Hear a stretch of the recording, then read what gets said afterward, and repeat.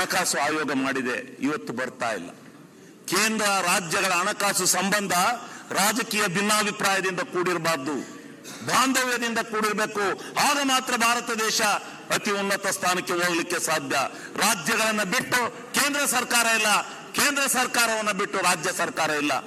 ಇವೆರಡೂ ಕೂಡ ಒಕ್ಕೂಟಿನ ವ್ಯವಸ್ಥೆ ಒಳಗೆ ಹೋದ್ರೆ ಮಾತ್ರ ಈ ದೇಶದ ಆರ್ಥಿಕ ಸುಭದ್ರತೆಯನ್ನು ನಾವು ಪಡೆಯಲಿಕ್ಕೆ ಸಾಧ್ಯ ಆಗುತ್ತೆ. ಕೇಂದ್ರದ ನೆರವಿಗೆ ರಾಜ್ಯ ಸರ್ಕಾರ ಧಾವಿಸಬೇಕು, ರಾಜ್ಯದ ನೆರವಿಗೆ ಕೇಂದ್ರ ಸರ್ಕಾರಗಳು ಆಗಿಂದಾಗ್ಗೆ ಧಾವಿಸಬೇಕು.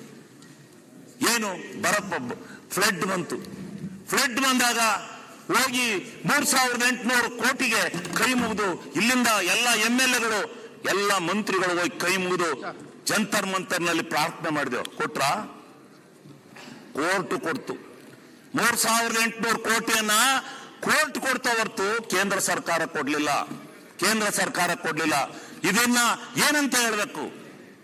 ಅದೇ ಬಿಜೆಪಿ ಸರ್ಕಾರ ಏನಾದ್ರೂ ಕರ್ನಾಟಕ ರಾಜ್ಯದಲ್ಲಿ ಇದ್ದಿದ್ರೆ ಅದನ್ನ ನಿಲ್ಸಕ್ಕಾಗದ ಮಾನವೀಯತೆ ದೃಷ್ಟಿಯಿಂದಲಾರು ಕೊಡೋರು.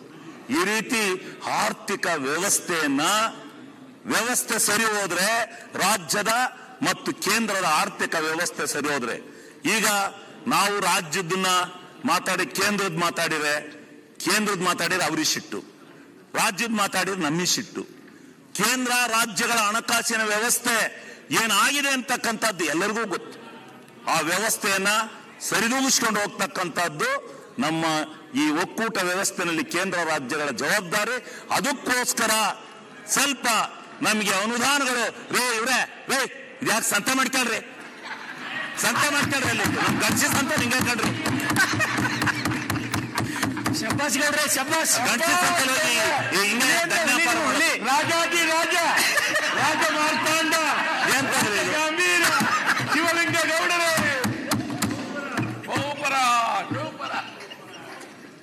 ಅದರಿಂದ ಇಂಥ ವ್ಯವಸ್ಥೆಯನ್ನ ಸರಿದೂಗಿಸಿಕೊಂಡು ಕೇಂದ್ರ ಮತ್ತು ರಾಜ್ಯಗಳ ಒಕ್ಕೂಟ ವ್ಯವಸ್ಥೆ ಸರಿಯಾಗಿ ಹೋಗ್ಬೇಕು ಅಂತಕ್ಕಂಥದ್ದು ನನ್ನ ಒಂದು ಸಲಹೆ. ಅದಕ್ಕೆ ನಮ್ಮದು ಹೆಚ್ಚು ಅಂತ ಹೇಳಿ ಹೋದ್ರೆ ಸರಿ ಇಲ್ಲ ಅಂತಕ್ಕಂಥ ಮಾತನ್ನ ನಾನು ಈ ಸಂದರ್ಭದಲ್ಲಿ ಹೇಳಲಿಕ್ಕೆ ಬಯಸ್ತೇನೆ. ಇಲ್ಲಿ ರಾಜ್ಯ ಸರ್ಕಾರ ಮತ್ತು ನಮ್ಮ ರಾಜ್ಯ ಬಿಜೆಪಿ ನಮಗೆ ಒಂದು ಭಿನ್ನಾಭಿಪ್ರಾಯ ಇದೆ.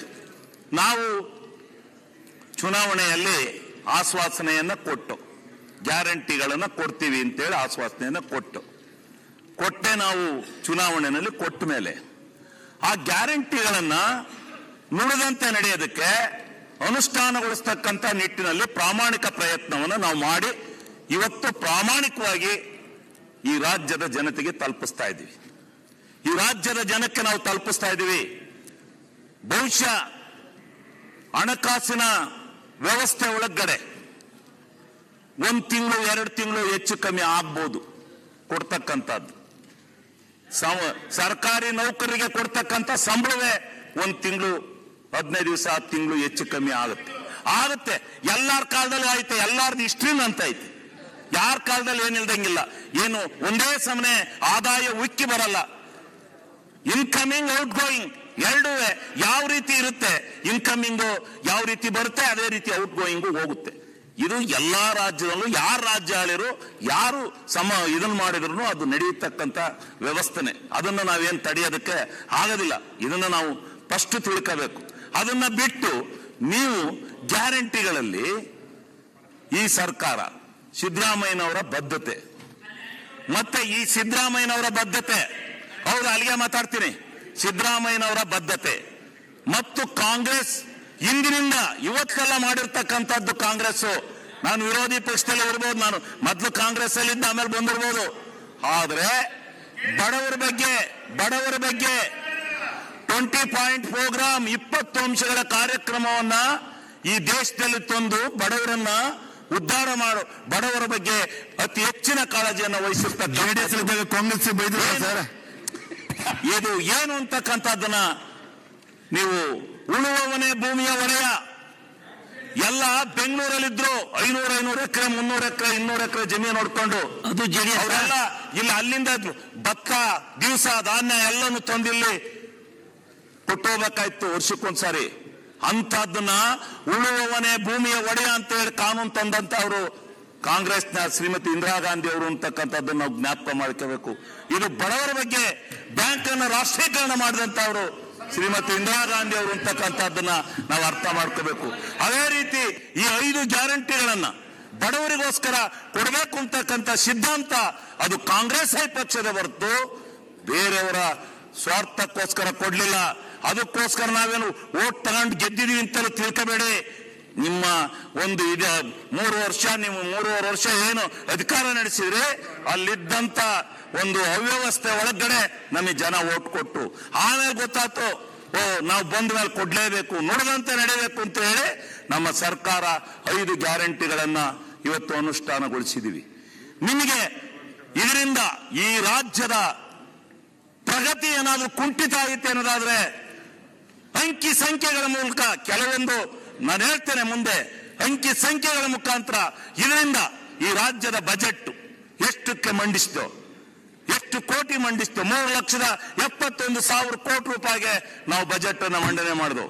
ಬಜೆಟ್ ಅನ್ನು ಮಂಡನೆ ಮಾಡಿ ಕಮಿಟ್ಮೆಂಟ್ ಎಕ್ಸ್ಪೆಂಡಿಚರ್ಗೆ ಬದ್ಧತಾ ವೆಚ್ಚಕ್ಕೆ 2,60,000 ಕೋಟಿ ಹಣವನ್ನು ಕೊಟ್ಟುಕೊಂಡು ಇನ್ನು ಉಳಿದಿರ್ತಕ್ಕಂಥ 60,000 ಕೋಟಿ ರೂಪಾಯಿನ ನಾವು ಗ್ಯಾರಂಟಿ ಕೊಟ್ಕೊಂಡು ಇನ್ನು ಉಳಿದಿರ್ತಕ್ಕಂಥ ಹಣವನ್ನ ಅಭಿವೃದ್ಧಿಗೆ ಹಾಕೊಂಡು ಮಾಡ್ತಾ ಇದ್ವಿ. ಆ ಅಭಿವೃದ್ಧಿನಲ್ಲಿ ಇವತ್ತು ಬಿಲ್ ಬಾಕಿ ಇದೆ. ಇದು ಅಂತ ಏನಾದ್ರು ಹೇಳೋದಾದ್ರೆ ಯಾತ ಕೇಳ್ತೀರಿ?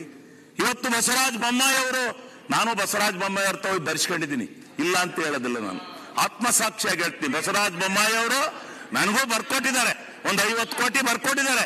ನಾನು ಇಲ್ಲ ಅಂತ ಹೇಳೋದಿಲ್ಲ, ಬಸವರಾಜ ಬೊಮ್ಮಾಯಿ ಅವ್ರಿಗೂ ನಾನು ಇಲ್ಲ ಅಂತ ಹೇಳೋದಿಲ್ಲ. ಆದರೆ ಹೌದು 50 ಕೋಟಿ ನನಗೆ ಬರ್ಕೊಟ್ಟಿದ್ರು, ನಾನು ಇಲ್ಲ ಅಂತ ಹೇಳೋದಿಲ್ಲ. ಈಗ ನಿಮಗೂ ಕೂಡ ಕಾಲ ಬರುತ್ತೆ, ಇರೇ ಸ್ವಲ್ಪ ಇರ್ರಿ. ಅವ್ರು ಬರ್ಕೊಟ್ಟಿದ್ದು ಸ್ವಾಮಿ, ಅವ್ರು ಬರ್ಕೊಟ್ಟಿದ್ದು ಅವ್ರು ಇಳಿದು ಹೋಗುವಾಗ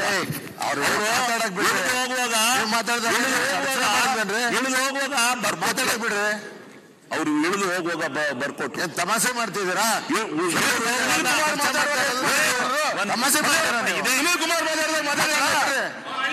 ಸುನೀಲ್ ಕುಮಾರ್ ಮಾತಾಡಿದ್ರೆ ತಡ್ರಿಗೆ ಹೇಳ್ತೀನಿ ನಾನು. ಇವ್ರೆ ತಡ್ರಿ ಹತ್ಯಾಕೆ 20 ಕೊಟ್ರ ತಡ್ರಿ ಇರ್ಲಿ ಹೇಳ್ತೀನಿ. ಇಳಿದು ಹೋಗುವ ಕೊಟ್ರು, ಆದ್ರೆ ಏನ್ ಮಾಡಿದ್ರು ಗೊತ್ತದು? ಇರಿಗೇಷನ್ ಇಲಾಖೆನಲ್ಲಿ ನಿಮ್ಗೆ ಒಬ್ಬರಿಗೆ 50 ಕೋಟಿ ಕೊಟ್ಟಿರ್ಬೇಕು. ಎಲ್ಲರಿಗೂ 4 ವರ್ಷದಾಗ 25 ಕೋಟಿ ಕೊಟ್ಟಿಲ್ಲ. ನನಗೆ ಈಗ ಅದು ಹೇಳದ್ ಬೇಡ, ನಾನು ಹೇಳ್ತೀನಿ. ಯಾತಕ್ಕೆ ಒಂದು ವ್ಯವಸ್ಥೆಯನ್ನ ತಗೊಂಡ್ರು ಅಂತಂದ್ರೆ ಆ ಕೊಟ್ಟೋದು ದುಡ್ಡು ಇನ್ನು ಯಾರಿಗೆ ಬಿಟ್ಟೋದ್ರು ಗೊತ್ತಾ? ಮುಂದುವರೋ ಸರ್ಕಾರಕ್ಕೆ ಬಿಟ್ಟೋದ್ರು. ಇರಿಗೇಷನ್ ಡಿಪಾರ್ಟ್ಮೆಂಟ್ ಒಂದರಲ್ಲಿ ಎಷ್ಟು 1,24,000 ಕೋಟಿ ಆರ್ಡ್ ಅಂಡ್ ವರ್ಕ್ ಟೆಂಡರ್ ಕರೆದು ವರ್ಕ್ ಆರ್ಡರ್ ಕೊಟ್ಟೋದ್ರು. ಬಿಲ್ ಎಷ್ಟು ಬಾಕಿ ತಗೊಳ್ಳಿ, ಬಿಲ್ ಬಾಕಿ PWD ಎಷ್ಟು ಬಿಲ್ ಬಾಕಿ ತಗೊಳ್ಳಿ, ಯಾವ್ಯಾವ ಇಲಾಖೆಯಲ್ಲಿ ಎಷ್ಟೆಷ್ಟು ಬಾಕಿ ಬಿಟ್ಟೋದ್ರು ಕೇಳಿ. ಸಿದ್ದರಾಮಯ್ಯನವರು ಹಿಂದೆ ಬಿಟ್ಟು ಇರ್ಬೋದು, ಅದ್ ನಮಗೆ ಗೊತ್ತಿಲ್ಲ. ಆದ್ರೆ ಈ ಬಾಕಿನ ತೀರಿಸ್ಬೇಕಲ್ಲ, ಇವತ್ತು ಈ ಬಾಕಿ ತೀರಿಸ್ಲೇಬೇಕಲ್ರಿ. ಇವ್ ಕೊಡದೇ ಇದ್ರೆ ಈಗೆಲ್ಲ ಬಿಲ್ಲ. ಮೊನ್ನೆ ದಿವಸ ನಮ್ಮ ಡಿವಿಷನ್ ನಲ್ಲಿ ಬಿಲ್ ಚೆಕ್ ಬರೆದ್ರು, ಒಂದೇ ಒಂದು ನಮ್ಮ ಫಾಲೋವರ್ಸ್ ಬರಲಿಲ್ಲ, ನಮ್ಮ ಇವ್ರಿಗೆ ಬರಲಿಲ್ಲ. ಎಲ್ಲ ಹಿಂದೆ ಬಿಜೆಪಿ ಕಾರ್ಯಕರ್ತರು ಮುಖಂಡರುಗಳು ಯಾರು ಮಾಡಿದ್ರು ಅವ್ರು ಓತು ಬಿಲ್ಗಳೆಲ್ಲ. ಏನ್ ಮಾಡಕ್ಕಾಗುತ್ತೆ? ಕಾನೂನು ಕೊಟ್ರು, ಹೌದು ಅವ್ರದ್ದು ಬಾಕಿ ನಿಂತಿದೆ, ಅವ್ರ ಕಾಲದ್ದು ಅಂತ ಹೇಳಿ ನಾವು ಬಿಡಕ್ಕಾಗುತ್ತಾ? ಇವತ್ತು ನಾವು ನಿಮ್ಮ ಕಾಲದ ನಿಮ್ ಸರ್ಕಾರ ಬಿಟ್ಟೋದ್ ಬಾಕಿ ಎಲ್ಲನೂ ತೀರ್ಸಕ್ಕೋಸ್ಕರ ನಾವು ಒದ್ದಾಸಾಯದಾಯ್ತು. ಇವತ್ತು ನಾವು MLAಗಳು ಹೌದಪ್ಪ ಅವತ್ತಿನ ಕಾಲದಲ್ಲಿ ಕೊಟ್ಟಿದ್ದಾರೆ, ಆ ಬಾಕಿ ಎಲ್ಲನೂ ನಾವು ತೀರಿಸಬೇಕಾದ್ದು ನಮ್ಮ ಸರ್ಕಾರದ ಕರ್ತವ್ಯ ಇದೆ ಅಂತಕ್ಕಂಥದ್ದನ್ನು ಹೇಳಿ ಇವತ್ತು ನಾವು ಅದನ್ನು ಬಾಕಿನ ತೀರಿಸ್ತಾ ಇದ್ದೀವಿ. ತೀರ್ಸಕ್ಕೋಸ್ಕರ ಇವತ್ತು ಸ್ವಲ್ಪ ಅಭಿವೃದ್ಧಿ ಕೆಲಸಗಳಿಗೆ ಕುಂಠಿತ ಆಗಿದೆ. MLAಗಳಿಗೆ ವೈಯಕ್ತಿಕವಾಗಿ ಕೊಡ್ತಕ್ಕಂಥ ಅವರ ಕ್ಷೇತ್ರಕ್ಕೆ ಕೊಡ್ತಕ್ಕಂಥ ಅಭಿವೃದ್ಧಿ ಅನುದಾನದಲ್ಲಿ ಕುಂಠಿತ ಆಗಿದೆ. ಇಲ್ಲ ಅಂತ ನಾನು ಹೇಳಲಿಲ್ಲ, ಸ್ವಲ್ಪ ಕುಂಠಿತ ಆಗಿದೆ. ಆದ್ರೆ ನಿಮ್ಮ ಬಾಕಿ ತೀರಿದ ಮೇಲೆ 100ಕ್ಕೆ 100 ಭಾಗ ನಿಮಗೂ ಅನುದಾನ ಸಿಗುತ್ತೆ, ನಮಗಿನ್ನೂ ಸಮೃದ್ಧಿಯಾಗಿ ಅನುದಾನ ಸಿಗುತ್ತೆ, ಒಳ್ಳೆ ಕೆಲಸ ಕಾರ್ಯಗಳು ಆಗ್ತವೆ. ಅದರಲ್ಲಿ ಹತಾಶರಾಗತಕ್ಕಂಥ ವ್ಯವಸ್ಥೆ ಬೇಡ. ಈ ರೀತಿ ಕೆಲಸನ ನೀವು ಅರ್ಥ ಮಾಡ್ಕೋಬೇಕು. ಅದನ್ನು ಬಿಟ್ಟು ಏನೇನೋ ಮಾತಾಡೋದ್ರಿಂದ ಏನು ಸಿಗೋದಿಲ್ಲ. ಇದು ಆಗುತ್ತೆ ಅಂತಕ್ಕಂಥದ್ದನ್ನ ಈ ಬಿಟ್ಟು ಇದು ಎಲ್ಲಾ ವರ್ಷಗಳಲ್ಲೂ ಬಿಟ್ಟು ಎಲ್ಲ ಮುಖ್ಯಮಂತ್ರಿಗಳು ಬದಲಾವಣೆ ಆಗುವಾಗ ಬಿಟ್ಟು ಹೋಗಿರ್ತಕ್ಕಂಥ ಪದ್ಧತಿ ಅಂತಲಾರು ತಿಳ್ಕೊಳ್ಳಿ, ಅವತ್ತಿನ ಇದು ಅಂತಲಾರು ತಿಳ್ಕೊಳ್ಳಿ.